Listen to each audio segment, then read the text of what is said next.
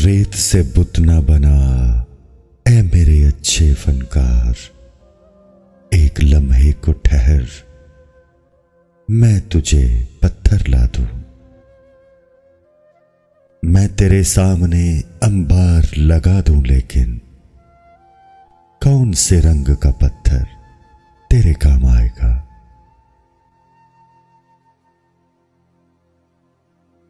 सुर्ख पत्थर जिसे दिल कहती है बेदिल दुनिया, या वो पथराई हुई आंख का नीला पत्थर जिसमें सदियों के तहय्युर के पड़े हों डोरे।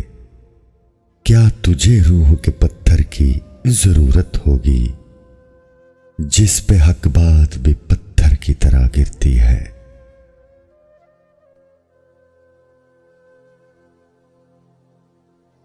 एक वो पत्थर है जो कहलाता है तहजीब सुफैद, उसके मरमर में सया खून झलक जाता है।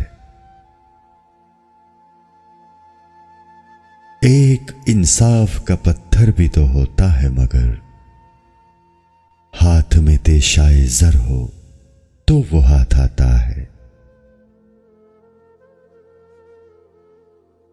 जितने मयार हैं इस दौर के सब पत्थर हैं, जितनी इकदार हैं इस दौर की सब पत्थर हैं।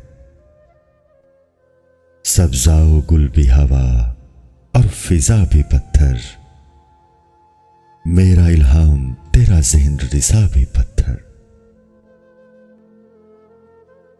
इस जमाने में तो हर फन का निशान पत्थर है।